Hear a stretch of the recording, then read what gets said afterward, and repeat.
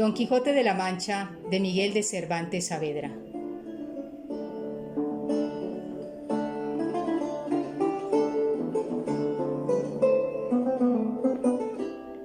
Entrega 45.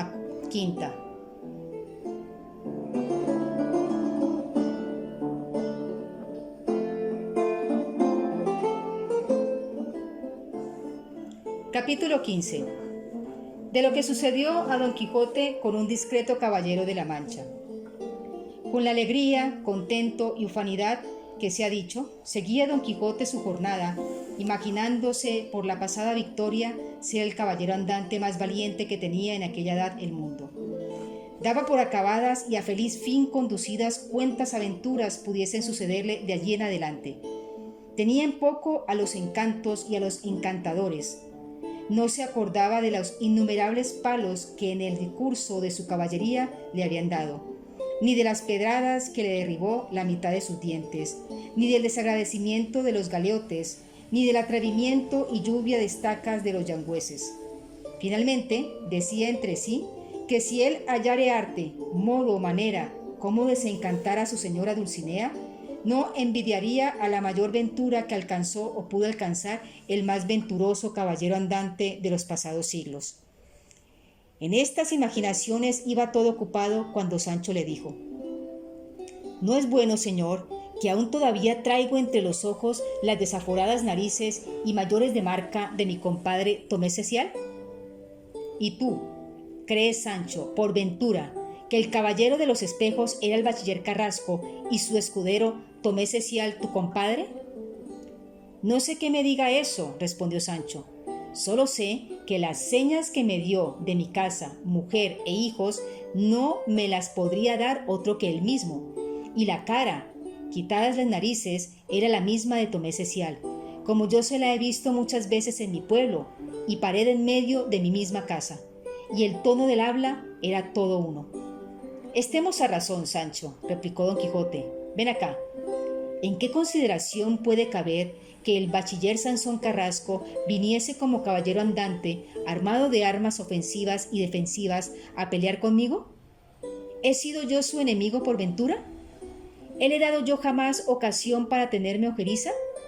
¿Soy yo su rival o hace él profesión de las armas para tener envidia a la fama que yo por ellas he ganado?» «Pues, ¿qué diremos, señor?», respondió Sancho. «A esto de parecerse tanto aquel caballero, sea el que se fuere, al bachiller Carrasco, y su escudero a Tomás Cecial, mi compadre. Y si ello es encantamiento, como vuestra merced ha dicho, ¿no había en el mundo otros dos a quienes se parecieran?» «Todo es artificio y traza», respondió Don Quijote, «de los malignos magos que me persiguen, los cuales, anteviendo que yo había de quedar vencedor en la contienda, se previnieron de que el caballero vencido mostrase el rostro de mi amigo el bachiller, porque la amistad que le tengo se pusiera entre los filos de mi espada, y el rigor de mi brazo, y templanza con la justa ira de mi corazón, y de esta manera evitara yo con la vida que con embelecos y fantasías procurara quitarme la mía.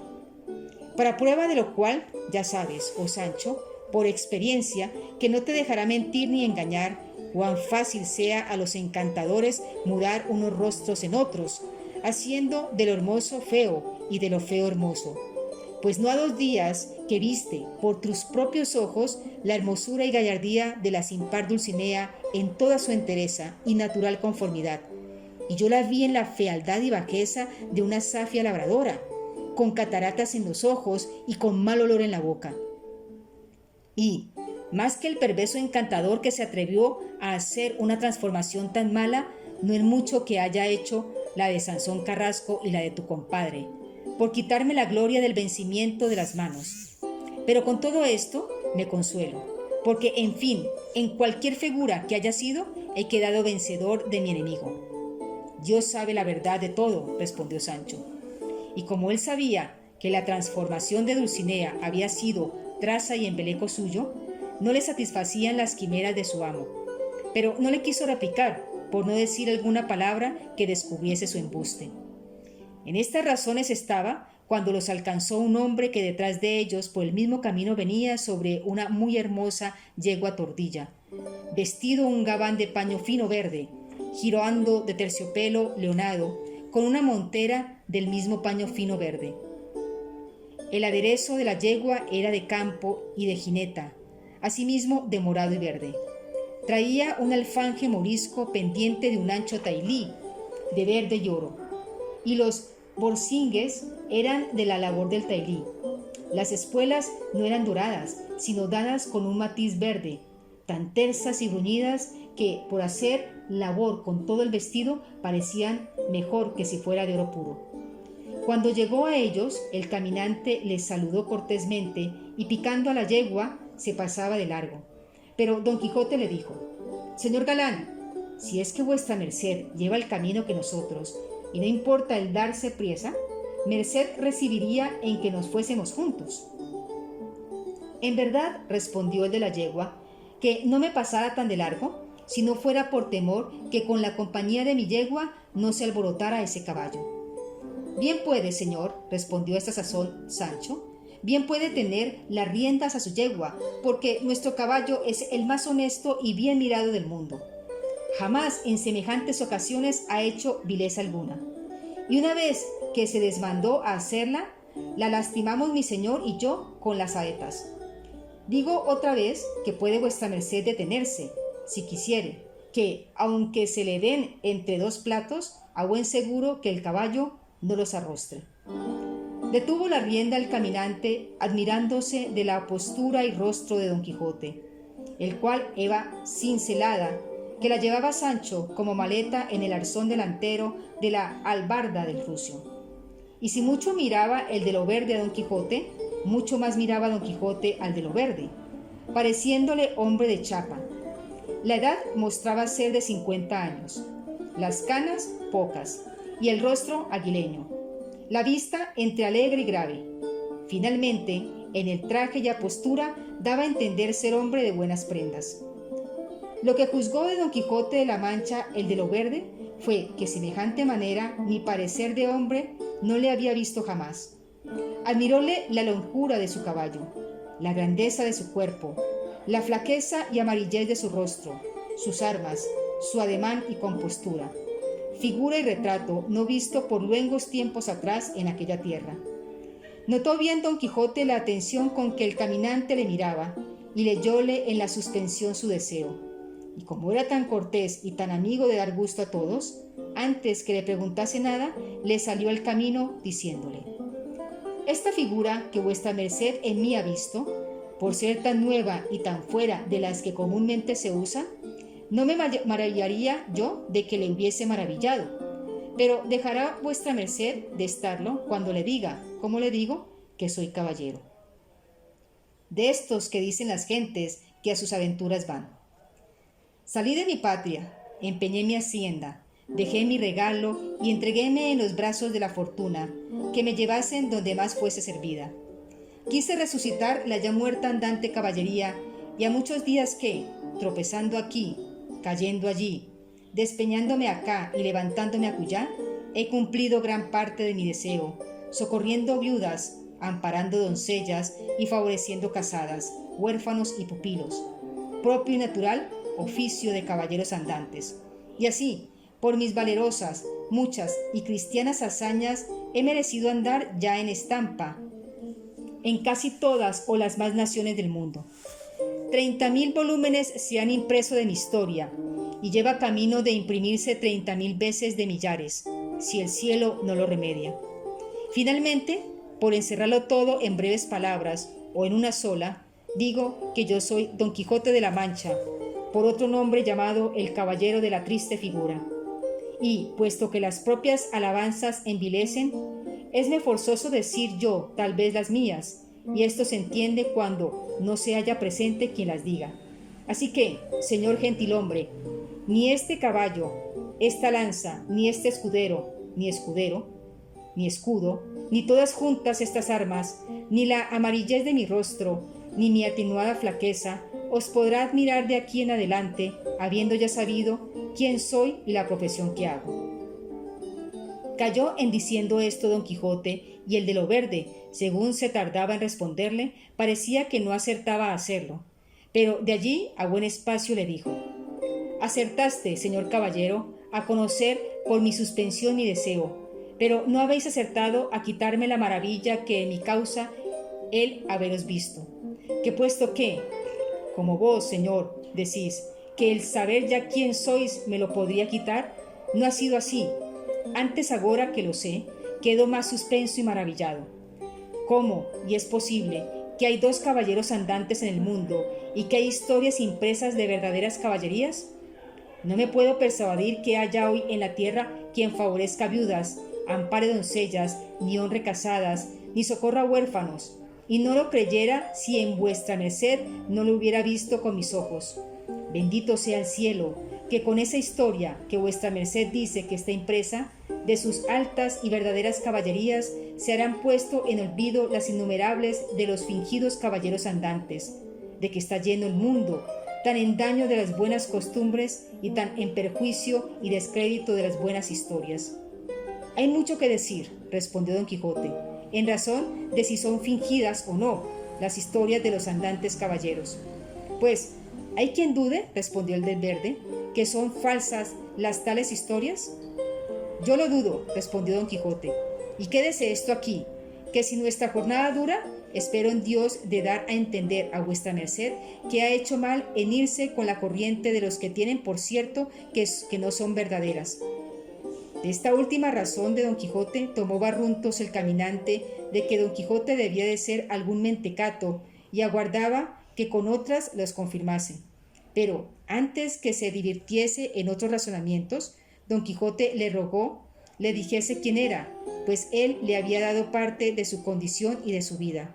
A lo que respondió el del verde gabán: «Yo, señor caballero de la triste figura, soy un hidalgo, natural de un lugar donde iremos a comer hoy, si Dios fuere servido. Soy más que medianamente rico, y es mi nombre don Diego de Miranda. Paso la vida con mi mujer, y con mis hijos, y con mis amigos.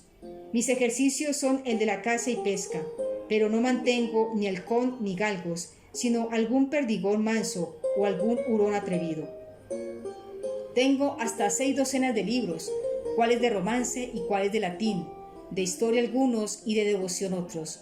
Los de caballería aún no han entrado por los umbrales de mis puertas. Ojeo más los que son profanos que los devotos, como sean de honesto entretenimiento, que deleiten con el lenguaje y admiren y suspendan con la invención, puesto que de estos hay muy pocos en España. Alguna vez, con mis amigos y vecinos, y muchas veces los convido, son mis convites limpios y aseados, y no nada escasos, ni gusto de murmurar, ni consiento que delante de mí se murmure. No escudriño las vidas ajenas, ni soy lince de los hechos de los otros. Oigo misa cada día, reparto de mis bienes con los pobres, sin hacer alarde de las buenas obras, por no dar entrada en mi corazón a la hipocresía y vanagloria. Enemigos que blandamente se apoderan del corazón más recatado. Procuro poner en paz los que sé que están desavenidos. Soy devoto de Nuestra Señora y confío siempre en la misericordia infinita de Dios nuestro Señor». Atentísimo estuvo Sancho a la relación de la vida y entretenimientos del hidalgo, y pareciéndole buena y santa, y que quien la hacía debía de hacer milagros, se arrojó del rucio y con gran priesa le fue a asir del estribo derecho, y con devoto corazón y casi lágrimas le besó los pies una y muchas veces. Visto lo cual por el hidalgo le preguntó: «¿Qué hacéis, hermano? ¿Qué besos son estos?». «Déjeme besar», respondió Sancho, «porque me parece vuestra merced el primer santo a la jineta que he visto en todos los días de mi vida». «No soy santo», respondió el hidalgo, «sino gran pecador. Vos sí, hermano, que debéis de ser bueno, como vuestra simplicidad lo muestra». Volvió Sancho a cobrar la albarda, habiendo sacado a la plaza la risa de la profunda melancolía de su amo y causando nueva admiración a don Diego. Preguntóle Don Quijote que cuántos hijos tenía, y díjole que una de las cosas en que ponía el sumo bien los antiguos filósofos, que carecieron del verdadero conocimiento de Dios, fue en los bienes de la naturaleza, en los de la fortuna, en tener muchos amigos y en tener muchos y buenos hijos. «Yo, señor Don Quijote», respondió el hidalgo, «tengo un hijo que, a no tenerle, quizás me juzgara por más dichoso de lo que soy. Y no porque él sea malo, sino porque no es tan bueno como yo quisiera. Será la edad de 10 o 18 años. Los 6 ha estado en Salamanca, aprendiendo la lengua latina y griega. Y cuando quise que pasase a estudiar otras ciencias, hállale tan embebido en la poesía, si es que se puede llamar ciencia, que no es posible hacerle arrostrar la de las leyes que yo quisiera que estudiara, ni de la reina de las cosas, la teología. Quisiera yo que fuera corona de su linaje, pues vivimos en siglo donde nuestros reyes premian altamente las virtuosas y buenas letras, porque letras sin virtud no son perlas, como un muladar. Todo el día se la pasa en averiguar si dijo bien o mal Homero en el verso de la Ilíada, si Marcial anduvo deshonesto o no en tal epigrama, si se han de entender de buena manera u otras tales y tales versos de Virgilio, en fin. Todas sus conversaciones son con los libros de los referidos poetas y con los de Horacio, Percio, Juvenal y Tíbulo, que de los modernos romanticistas no hace mucha cuenta, y con todo el mal cariño que muestra tener a la poesía de romance, le tiene ahora desvanecido los pensamientos el hacer una glosa a 4 versos que le han enviado de Salamanca y pienso que son de justa literaria. A todo lo cual respondió Don Quijote: los hijos, señor, son pedazos de las entrañas de sus padres y así se han de querer, o buenos o malos que sean, como se quieren las almas que nos dan vida. A los padres toca encaminarlos desde pequeños por los pasos de la virtud, de la buena crianza y de las buenas y cristianas costumbres, para que cuando grandes sean báculo de la vejez de sus padres y gloria de su posteridad. Y en lo de forzarles que estudien esta o aquella ciencia no lo tengo por acertado, aunque el persuadirles no será dañoso, y cuando no se ha de estudiar para pane lucrando, siendo tan venturoso el estudiante que le dio el cielo padres que se lo dejen, sería yo de parecer que le dejen seguir aquella ciencia a que más le viere inclinado. Y, aunque la de la poesía es menos útil que deleitable, no es de aquellas que suelen deshonrar a quien las posee.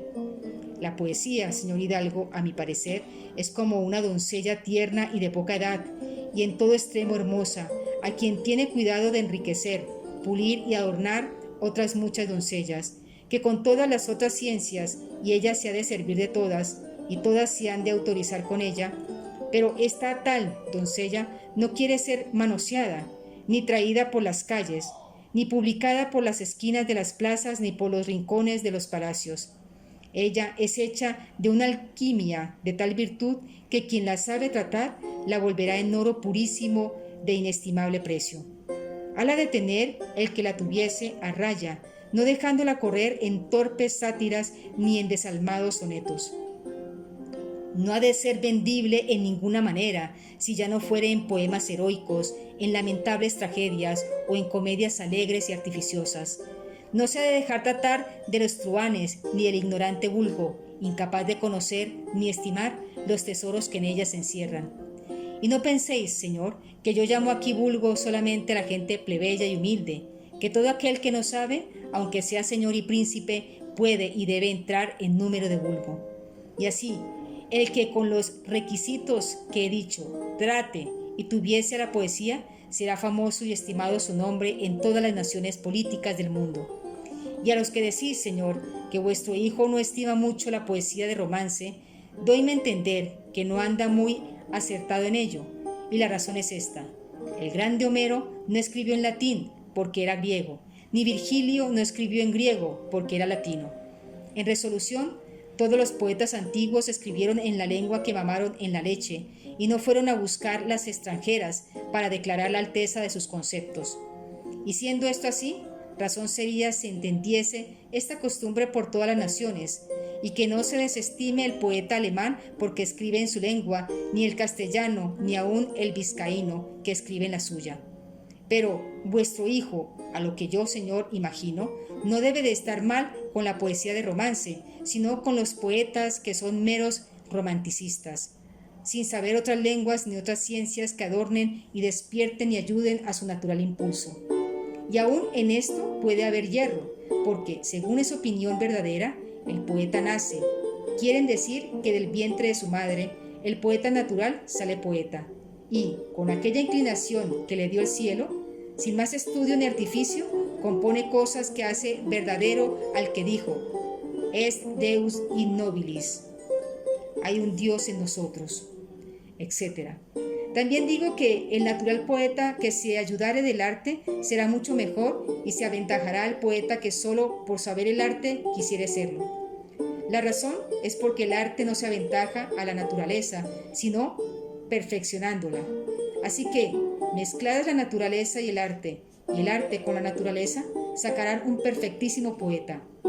Sea pues la conclusión de mi plática, señor Hidalgo, que vuestra merced deje caminar a su hijo por donde su estrella le llama, que, siendo él tan buen estudiante como debe de ser, y habiendo ya subido felizmente el primer escalón de las esencias, que es el de las lenguas, con ellas por sí mismo subirá a la cumbre de las letras humanas, las cuales también parece es un caballero de capa y espada, y así le adornan, honran y engrandecen, como las mitras a los obispos, o como las garnachas a los peritos jurisconsultos.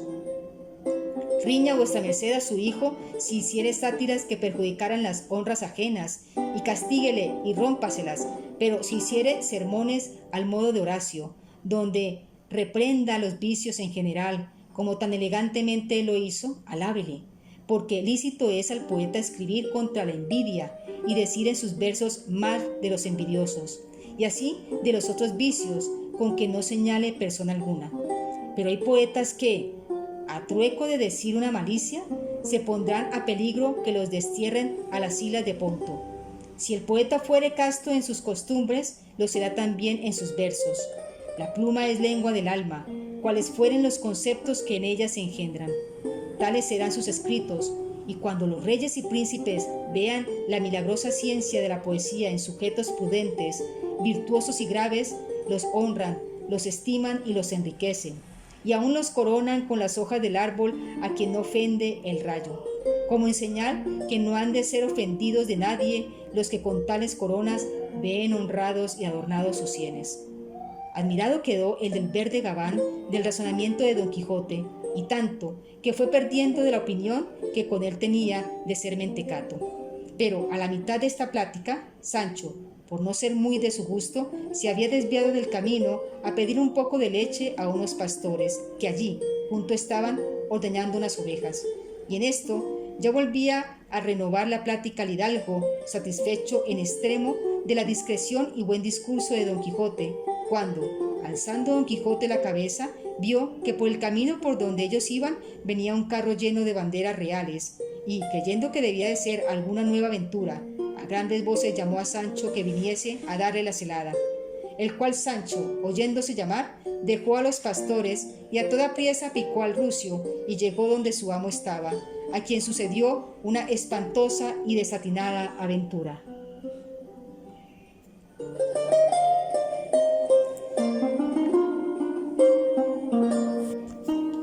Y vuestras mercedes esperad la entrega 46ª.